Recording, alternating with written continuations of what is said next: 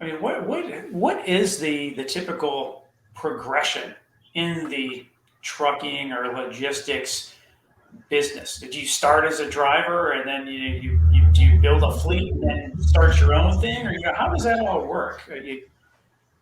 Yeah, so the interesting part about that, I think, is usually maybe two different ways folks start off in this. Sometimes it's through generational business.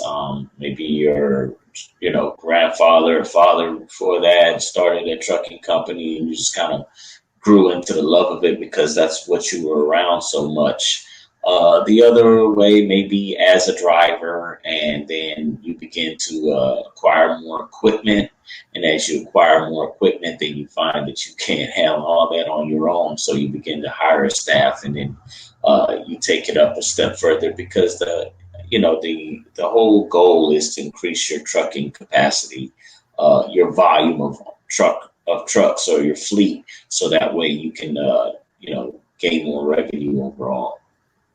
So it's fair to say that one truck, I mean, obviously this makes sense, but like only one truck can only make so much. So you need to have a multitude of fleets of vehicles so that you can start doing it from the scale, from the masses. Interesting. Ideally. So where you have a family business, is that what we're getting at, or? I'm from the grassroots. I came up as an independent trucker and just began Started from the bottom. Hey, now I'm here. You know what I mean? So, yeah, go ahead. You got it. No, so to Zach's point, if you start from the bottom, does that mean that you drive someone else's truck, or do you go out and get a bank loan and get your own truck? I'm intrigued by this whole thing.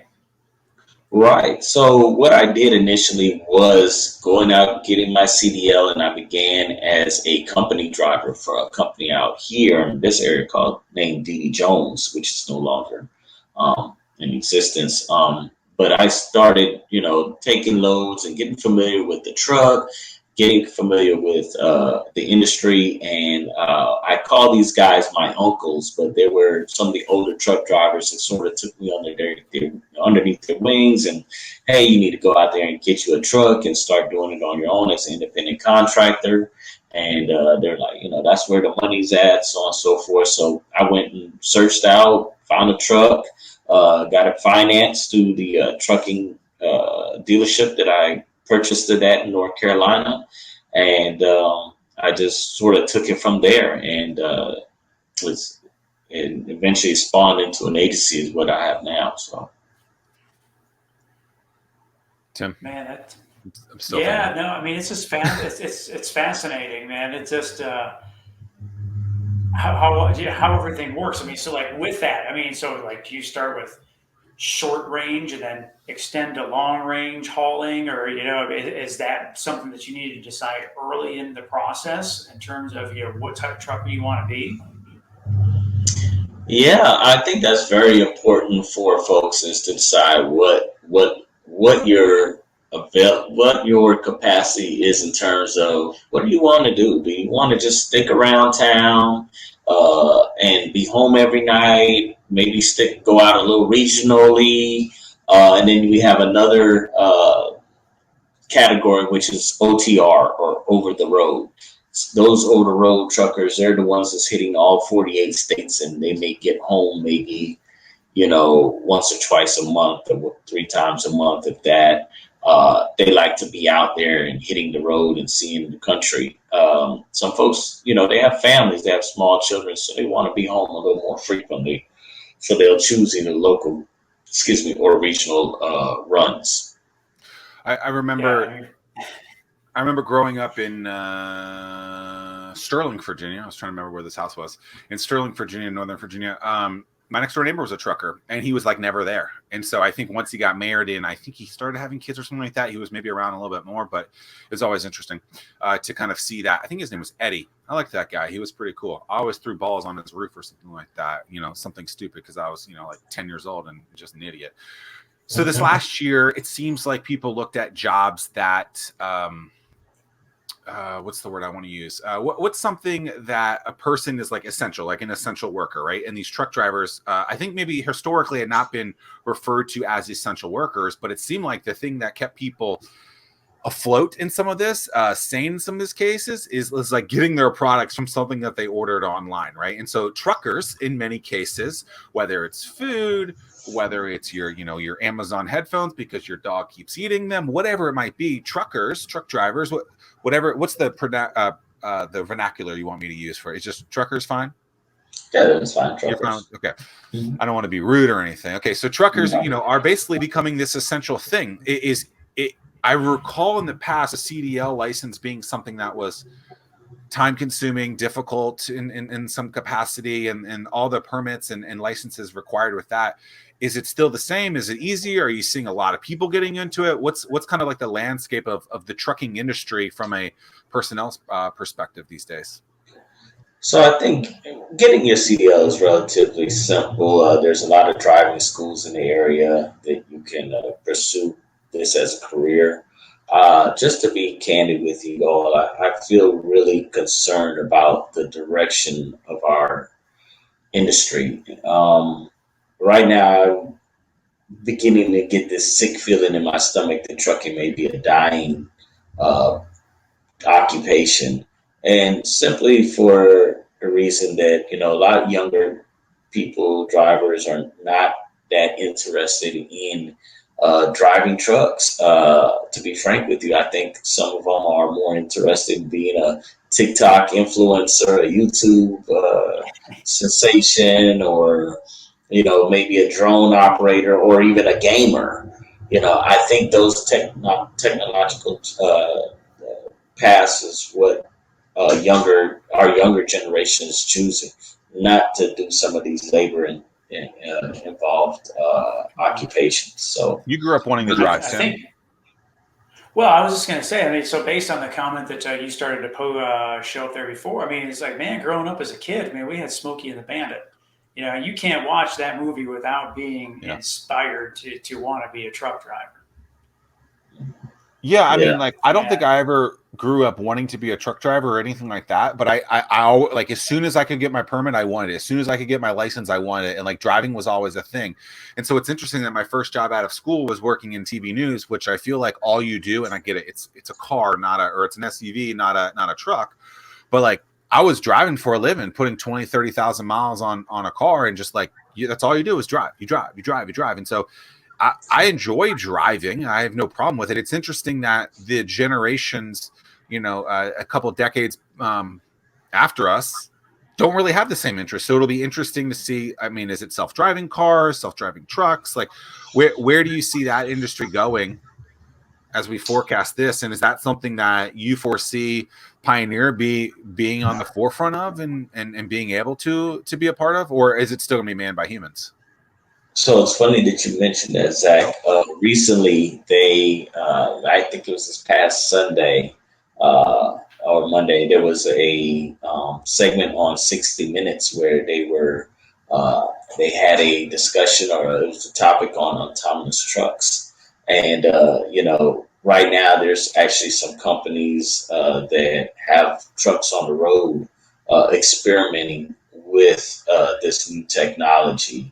It's very concerning, um, but I don't know if that's going to be the fix to what we can change in our industry.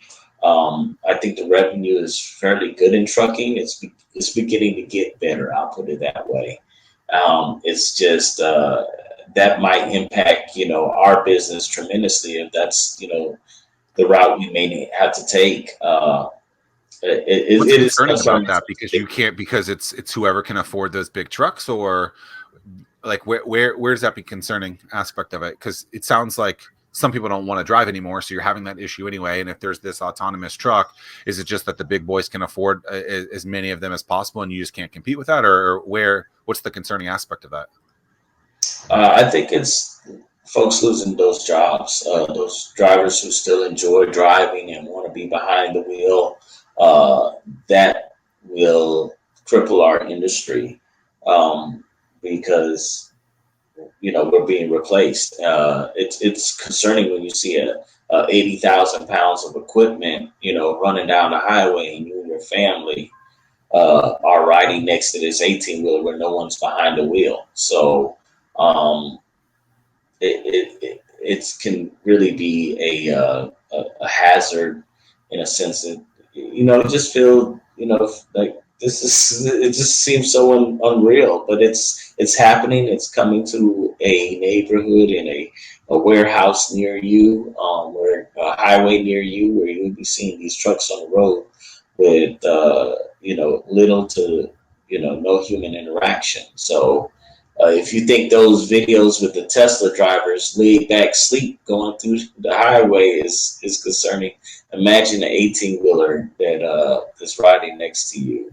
with no one behind the wheel. So Yeah, I mean, there definitely is a long way to go. I mean, as someone who engages autopilot in my Tesla as often as I possibly can, I mean, there's a long way to go. And the thing is, man, every accident you look into, man, it always comes back to driver error. So it's yeah, at the end of the day. I mean, it's just like, so. Like right now, there's an investigation that's happening with Tesla right now with autopilot, right. but it's just, it always 17. comes back to human error. So and everything is still in beta. So Right. we've got a long way to go.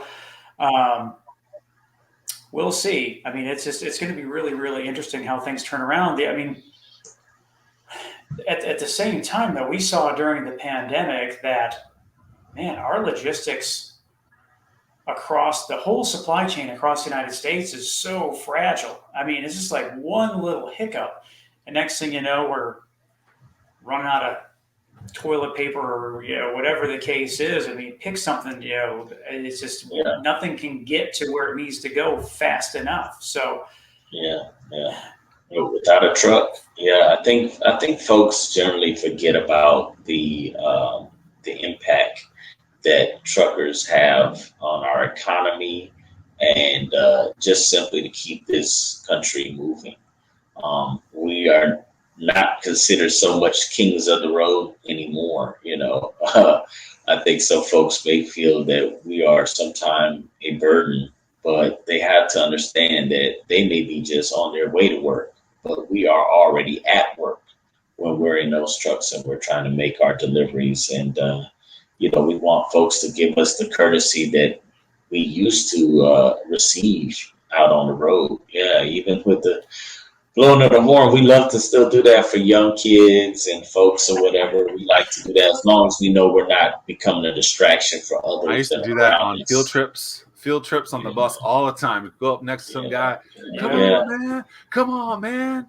Yeah, that's something that drew me into trucking also, is that I enjoyed, I saw so many, heavy equipment, all that was fascinating to me growing up. And That's cool. inevitably, that's what I ended up choosing as a career path. So, yeah, we need you to come on in. Are you stuck at your home office, socially distanced coffee shop, or your fancy, all bricked out corner office, wondering why no one can see your business and sales are all over the place? Sounds like you need a pro. That's why I developed the Anomaly Academy. Insert clever copy here. Oh, I guess I was supposed to put something else there. Oops. You can grab access to the Anomaly Academy now at ZachMillerSays.com/Anomaly Academy.